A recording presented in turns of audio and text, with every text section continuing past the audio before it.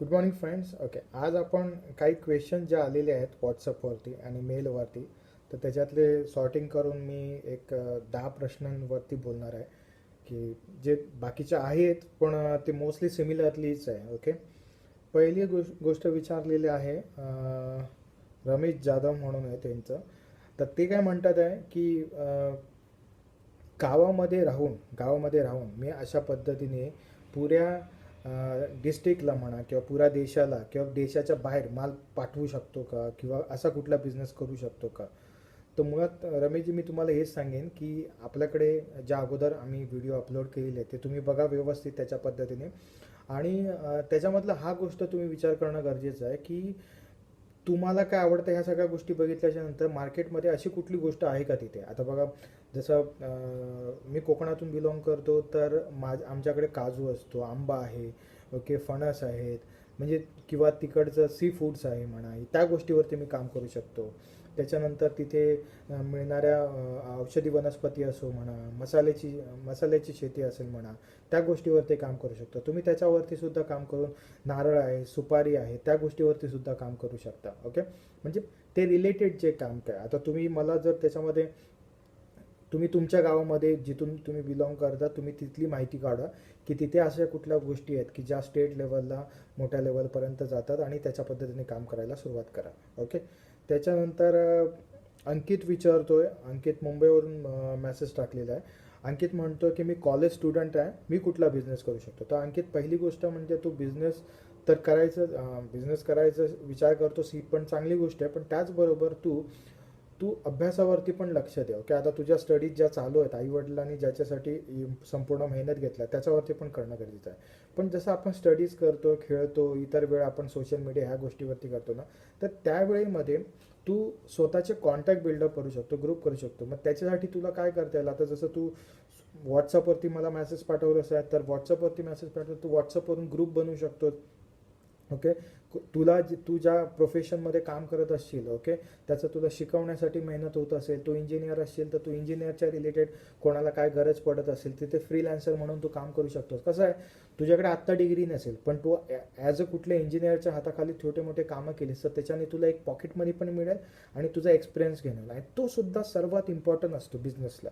जसं मी तुम्हाला सांगितलेलं आहे मागच्या व्हिडिओमध्ये, माझी पहिली सॅलरी 150 रुपये होती, महिना 150 रुपये, ज्यावेळी मी 8वीत असताना सुरू केलेला तो जॉब. ओके, आणि त्याच्यातून मला आयडिया मिळत गेले की बाबा काय करायचं. कारण कसं आहे, तुम्ही घरातून पैसे घ्याल आणि तुम्ही स्वतः पैसे उभे कराल, याच्यामध्ये भरपूर फरक आहे. ओके, ज्यावेळी तुम्ही स्वतः पैसे उभे करताना तेव्हा त्याच्यामध्ये लॉस, त्याचं प्रॉफिट, याची सगळी गुणवत्ता तुमच्यामध्ये आलेली असते. आणि मुळात काय, ज्यावेळी तुम्ही ते स्किल, म्हणजे जसं मी मागच्या व्हिडिओमध्ये पण सांगितलं की हळूहळू अपडेट करत जाता, त्या पद्धतीने तुम्ही मार्केटमध्ये पुढे जाऊ शकता. आणि असे भरपूर असे छोटे मोठे बिझनेस आहे की ज्याच्यासाठी तुम्हाला काही रजिस्ट्रेशनची कॉस्ट नाही. तो आता पुढचा प्रश्न बघूया. जेम्स विचारतोय गोव्यातून. जेम्सचं म्हणणं आहे की बिझनेस करत असताना रजिस्ट्रेशन कुठलं करायचं. म्हणजे आता शॉपेक्ट आहे, म्हणजे ज्याला आपण गुमास्ता म्हटलं जातं, कंपनी आहे, लिमिटेड म्हणा, पार्टनरशिप फर्म, नंतर प्रायव्हेट लिमिटेड फर्म कंपनी आहे. तर अशा पद्धतीने आपण कुठली एक्झॅक्टली कंपनी करणं गरजेचं आहे किंवा लिमिटेड कंपनी करणं गरजेचं आहे. तर बघ जेम्स, सर्वात महत्त्वाची गोष्ट म्हणजे काय, बिझनेस करत असताना तुझी आयडिया कशी आहे, तुला कुठपर्यंत ते पुढे न्यायचं आहे, त्याच्यावरती डिपेंड आहे. ओके, तसं तर मी सर्वांना सजेस्ट करतो की प्रायव्हेट लिमिटेडमधून तुम्ही काम सुरू करा, भलेही छोटासा स्टार्टअप असेल तरी पण. कारण जेणेकरून तुम्ही ज्यावेळी मोठी गोष्टी स्वीकारता त्यावेळी त्याला लागणाऱ्या सगळ्या गोष्टी पूर्ण करण्यासाठी ऑटोमॅटिक तुम्ही टार्गेट बिल्डअप करत जाता. ओके, नाहीतर कधी कधी काय होतं, प्रोप्रायटरमध्ये आपण काम करत असतो तर आपण खर्च तर केलेला नसतो तेवढा, त्याच्यामुळे आपली मेंटॅलिटी पण तशीच राहते की नाही बाबा, अरे काय करायचं आहे, ठीक आहे, तिथपुरतं आहे. पण प्रायव्हेट लिमिटेडमध्ये कसं आहे, तुम्ही 3 वर्ष व्यवस्थित चांगल्या पद्धतीने चालवलात, सगळ्या गोष्टी प्रॉफिटेबल वगैरे दाखवला, नंतर तुम्ही IPO लॉन्च करून सेबी लिस्टेड होऊ शकता. ओके, त्या सगळ्या गोष्टीचं बेनिफिट तुम्हाला मिळू शकतात. तुम्ही ग्लोबल ट्रेड करू शकता, एक्सपोर्टला तुम्ही चांगल्या पद्धतीने जाऊ शकता. त्याच्यानंतर तुम्ही फ्रँचायझी पॅटर्न उभं करू शकता, त्याच्यामध्ये सुद्धा तुम्हाला चांगल्या पद्धतीने बेनिफिट मिळू शकतात. त्या फ्रँचायझी पॅटर्न आणि जे ग्लोबल बिझनेस आहे त्याच्यावरती सुद्धा पुढे व्हिडिओ येणार आहे जेम्स, तू नक्की बघत राहा त्या गोष्टीबद्दल. ओके, आणि हां, तुझा जो प्रश्न होता की कशापासून सुरुवात करायची, तर ते तू ठरवायचं आहे. ओके, तुला कशा पद्धतीने सुरुवात करायची आहे. ओके, आणि त्याच्यानुसार काम करायचं. तसं आमच्या एक फर्मच्या मार्फत तुला त्याची पण मदत होऊ शकते की ज्याच्यामध्ये आम्ही एक 50,000चं फुल पॅकेज दिलेलं की रजिस्ट्रेशन आणि बाकीच्या सगळ्या गोष्टी, जे ऑनलाईन सपोर्ट मार्केटिंग ह्या सगळ्या गोष्टी त्याच्यामध्ये मिळतात, स्टार्टअप मिळतात, तुम्ही त्याचासुद्धा लाभ घेऊ शकता. ओके. त्याच्यानंतर कविता विचारते, मी हाऊसवाईफ आहे आणि ती म्हणजे गावाकडे राहते, तर तिथून ते काय बिझनेस करू शकतो. पण कविता, तुझं एज्युकेशन कशा पद्धतीने आहे त्याच्यावरती डिपेंड आहे. तू ऑनलाईन क्लासेस सुरू करू शकते. जसं हाऊसवाईफचा ऑलरेडी आम्ही व्हिडिओ बनवलेला आहे, त्याच्यामध्ये पण सांगितलं आहे. तू मग ते क्लासेस तू कशावरती, कुठल्या पण टॉपिकवरती, म्हणजे 5वी ते 10वी म्हणा किंवा 10वीच्या पुढच्या मुलांना शिकवण्याचं असेल, किंवा तू काही लँग्वेजचे क्लासेस घेऊ शकते. जर तुला कुठलं इंग्लिश येत असेल व्यवस्थित, किंवा तुला इतर कुठली जर्मन बाकीच्या लँग्वेजेस येत असतील, तर तू त्याच्यावरती क्लासेस घेऊ शकतेस. तू लहान मुलांना सांभाळण्याचं किंवा त्यांना ट्रेन करण्याचं, ओके, जे KG मध्ये जात असतात, ओके, ज्युनियरमध्ये, त्याच्या अगोदरची जी तयारी आहे तू त्याचे क्लासेस घेऊ शकते. कारण बहुतेक मुलांना कसे आई वडील कामाला जातात, तू त्यांचा सांभाळ करून त्यांना मदत करू शकतेस. आता गावी किती त्याची अवेलेबिलिटी असेल ती पण बघणं गरजेचं आहे. किंवा मॅन्युफॅक्चरिंग करू शकते, खाद्यपदार्थ मॅन्युफॅक्चरिंग करू शकते, किंवा जे करतात आहे त्यांची गुणवत्ता किंवा त्यांचं पॅकेजिंगवरती तू काय हातभार लावू शकतेस, ती कामं करता येऊ शकते. फायनान्शियल ॲडवायझर तू ऑनलाईन करू शकतेस. जर तुला शेअर मार्केटचं नॉलेज असेल किंवा ते शिकायचं असेल, तर तू आमच्याकडून पण ते शिकून ऑनलाईन शिकवू शकतेस, लोकांना गाईड करू शकतेस. कारण कसं आहे, मोस्टली टीचिंग हा स्किल बाकीच्या लेडीज लोकांना एकदम इझिली ॲडॉप्ट होऊ शकतो. ओके, जर तुम्ही चांगल्या पद्धतीने त्याच्यामध्ये काम केलं तर. ओके.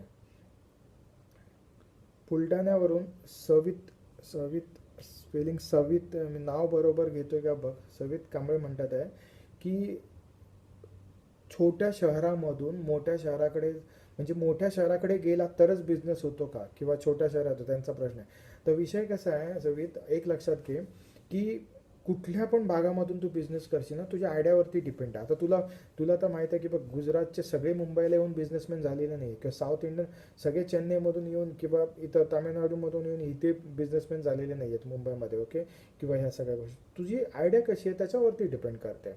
तू तुझ्या गावातून पण सुरुवात करू शकतो, जसं तुला मार्ग चांगल्या पद्धतीने मिळाले. हां, जर तुझा टेक बिझनेस असेल, ॲप्लिकेशनच्या रिलेटेड असेल, तर मोस्टली तुला, म्हणजे मी माझी ॲडवाईस देतो. आता त्याला काही जण विरोधक पण असतील, पण टेक बिझनेसला मोस्टली सपोर्ट करतात बाहेरचा देश. का बाहेरचा देश कसं सपोर्ट करतात, कारण त्यांच्यासाठी सर्व्हर इम्पॉर्टंट आहे. ओके.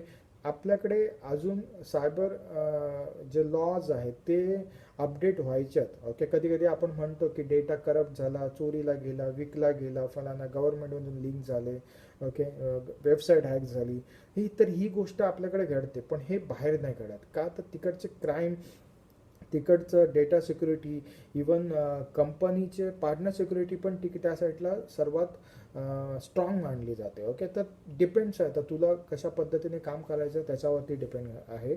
ओके. आणि मी शक्यतो ट्राय करेन नेक्स्ट टाईम की लाईव्ह करण्याचा प्रयत्न करेन. ओके. पण सध्या आता जेवढे स्ट्रीम होतात आहे, म्हणजे जेवढे जण बघतात आहे, त्याच्यानुसार लाईव्ह करून मजा पण येणार नाही. ओके. पण मला मी थँक्यू म्हणेन की तू मेसेज पाठवतोस आणि त्या सगळ्या गोष्टीमध्ये. ओके. कोणाचं घेऊ,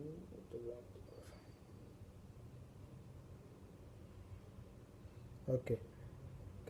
ड्रीम ड्रीम कार म्हणून नाव आहे यांचं, ड्रीम कार. मला नाव लिहायला पाहिजे होतं मित्रा, का मैत्रीण कोण बोलतो. त्यांचं असं म्हणणं आहे की एखाद्या गोष्टीमध्ये, म्हणजे आता जे MLM नेटवर्किंग वगैरे करतात, तो पण एक प्रकारचा बिझनेस आहे का. तर मुळात आता बघा कसं आहे, MLM किंवा नेटवर्किंग करतात, तर तुम्ही जे मागचे माझे व्हिडिओज सगळे बघितलात, तर बघा कसं आहे, MLMने तो बिझनेस म्हणता येणार नाही. ओके. तो बिझनेस म्हणता येणार नाही.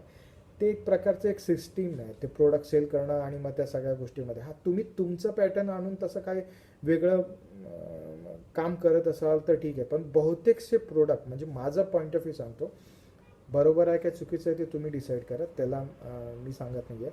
मला असं वाटतं की कुठला पण प्रोडक्ट जर ॲज अ बिझनेसमॅन तुम्ही करत असाल किंवा सर्व्हिसेस देत असाल, तर समोरच्या व्यक्तीला ती गरजेची पाहिजे.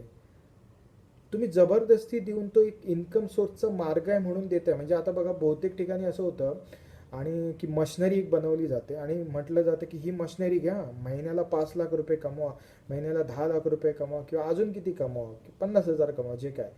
तर तो एक लक्षात घ्या कॉन्सेप्ट, तिथे ते मशनरी विकत असतात. ओके, त्यांना तुम्ही किती कमवणार त्याच्याशी देणं घेणं नाही आहे.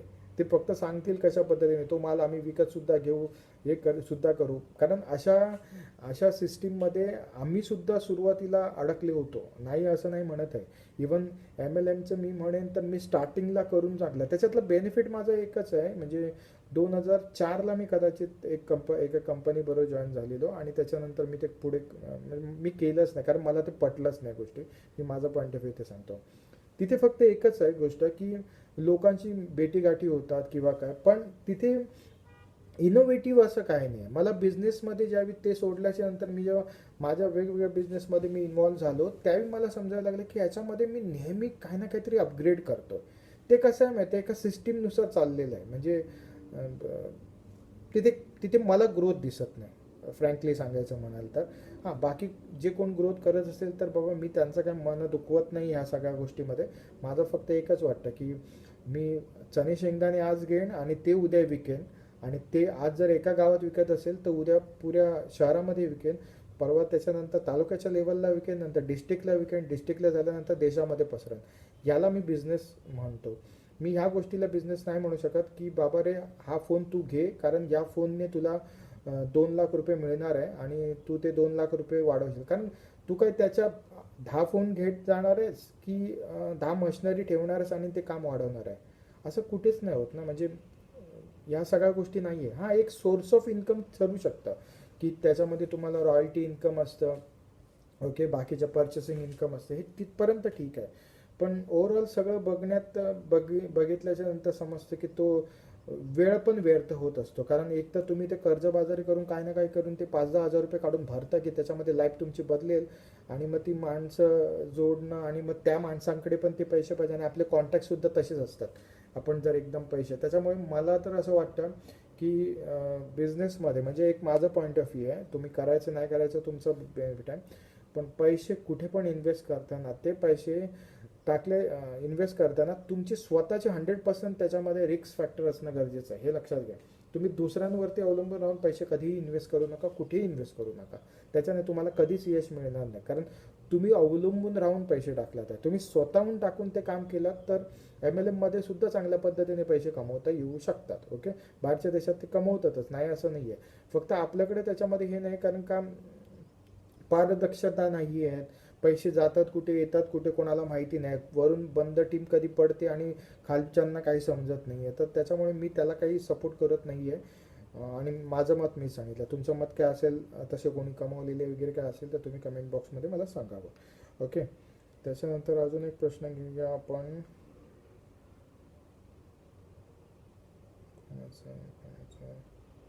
ओके, सुधीरचं म्हणणं आहे, सुधीरचं म्हणणं आहे की बाबरे, थँक्यू आधी हा पहिला प्रश्न तू विचारल्याबद्दल. सुधीरचं म्हणणं आहे की जे ऑलरेडी बिझनेस चालू असतात, म्हणजे त्याचा एकंदरीत त्याच्या बोलण्याचा प्रश्नाचं उत्तर, प्रश्न असा आहे की जे बिझनेस चालू असतात त्याला चांगलं मार्केट मिळतं, मग आम्ही पण तेच केलं तर त्याच्यामध्ये वाईट काय आहे. तर मुळात एक लक्षात घे गोष्ट की जे बिझनेस ऑलरेडी चालू आहेत आणि तू त्याच्यामध्ये उतरतोस आहे तर ठीक आहे, तू पडू शकतोस, पण प्रॉफिट रेशो पण तुला बघणं गरजेचं आहे आणि त्याच्यापेक्षा वेगळं काय तू देतोस आहे. जसं आपण बघितलेलं की एक सोनारांचं दुकान आहे, त्याच्या बाजूला सुद्धा 3-4 सोनारांचं दुकान आहे. ते चालतात, एकत्र चालतात, लोक व्हरायटी घेत असतात, कम्युनिटी. कपड्याचं दुकान आहे, त्याच्या बाजूला पण 2-3 कपड्याचे दुकान आहे. हा पण व्हरायटी असणं, वेगवेगळं असणं गरजेचं आहे. तू एकसारखं सेम ठेवलेस ना तर लोकसुद्धा डिवायडेड होतील, आणि मग लोक इथे नाही भेटलं तर तिथे जातील, तिथे नाही भेटलं तर दुसरीकडे जातील. हे सुद्धा तुला लक्षात घेणं गरजेचं आहे. त्याच्यामुळे चॉईस हा सर्वात इम्पॉर्टंट आहे. प्रश्न चांगला होता, कारण प्रत्येकाची आवड निवड ह्या प्रत्येकाच्या वेगवेगळ्या गोष्टी, आणि मुळात काय आहे की व्यवसाय करण्यासाठी जो चालतो तोच करणं गरजेचं आहे असं काही नाही. तुझी आवड काय आहे, मार्केटला गरजेचं काय आहे, कस्टमरला रिक्वायरमेंट काय आहे, त्या सर्वच गोष्टी तुला समजणं गरजेचं आहे. आणि जर ती गोष्ट तू पूर्ण करून देशील तर कस्टमर तुला पैसे देणार आहे का, याचा विचार करूनच बिझनेस कुठला पण तयार करणं गरजेचं आहे. मग तो काही असू शकतो. मी म्हणेन ना, तुम्ही जेवण बनवून सुद्धा एखाद्या जिथे कुठे इंडस्ट्रियल इस्टेट असेल त्यांना पैसे देऊन सुद्धा कमवू शकता. आज जेवण बनवलात, दिलात, पैसे घेतलात. आता बनवलात, दिलात, पैसे घेतलात. चहाची टपरी टाकून सुरुवात केलेली आहे, नंतर हळूहळू अजून चांगल्या पद्धतीनं स्नॅक्स जोडलात, बाकीच्या गोष्टी जोडलात, तो पण एक प्रकारचा बिझनेस आहे. कारण तुम्ही मला असं वाटतं जी गोष्ट एकाच ठिकाणी बसून राहते ना, तिला अपडेट करत नाही, तो बिझनेस नाही आहे. जी गोष्ट सातत्याने अपडेट करून पुढे पुढे जाते, त्याच्यामध्ये एक्स्ट्रा अजून बाकीच्या गोष्टी करतात, तर तो बिझनेस होऊ शकतो. किंवा एकच बिझनेस आहे आणि तो एका ठिकाणी सप्लाय करत होतो, आता तो 100 ठिकाणी सप्लाय करतो, तर तो बिझनेस होऊ शकतो. पण तिथेच बसून आहे, वाट बघतात आहे कस्टमर, आज येईल उद्या येईल, तुम्ही तसल्या बिझनेसमध्ये मी म्हणेन तर फर्स्ट जनरेशन असेल तर पडूच नका या बिझनेसमध्ये अशा. कारण त्याच्याने तुम्हाला कितपत लाभ भेटेल ते माहिती नाही. त्याच्यापेक्षा तुम्ही ऑनलाईन प्लॅटफॉर्मवरती जा. आताच्या गोष्टीने भरपूर बेनिफिट आहे. ऑनलाईनला तुम्हाला रेंट देण्याची गरज नाही, जागेची घरातून हँडल करू शकता. वेबसाईट कशी बनवायची तर क्लासेस आमचे जॉईन करा, फ्रीमध्ये शिकायला मिळतं आहे तुम्हाला. आणि जरी तुम्हाला ते सर्व शिकायचं नसेल किंवा नॉर्मली सुरू करायचं असेल तर एक ॲडव्हर्टाइजमेंट प्रोग्रामसुद्धा आमचा आहे, जो 199मध्ये करायला मिळतो. आणि त्याच्यामध्ये ऑलमोस्ट तुम्हाला एक वेब पेज आणि बाकीच्या मार्केटिंग टूल्स ॲक्सेस करायला मिळतात, त्याचा वापर करू शकता.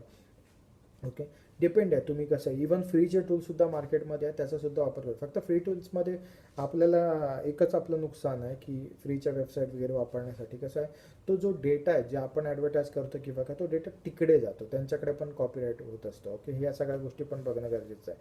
तर त्याच्यासाठी कुठे पण जर आपण स्वतःच्या डोमेन नेमावरती जर जास्त बिझनेस करायला जातात तर ते तुमचं एक नाव राहतं, रजिस्ट्रेशन राहतं. आणि हळूहळू तुम्ही जॉब करत असताना किंवा तुम्ही ज्यावेळी तुमच्याकडे फंड नाही होत आहे तिथपासून तो कामं तुम्ही सुरू करू शकता. ओके, बाकीचे पण काही प्रश्न आहेत पण आपण पुढच्या सेशनमध्ये घेऊया, नाही तर व्हिडिओ भरपूर मोठा होईल आणि तुम्हाला पण ऐकायला कंटाळा येऊन जाईल. Okay, thank you so much and have a good day and take care.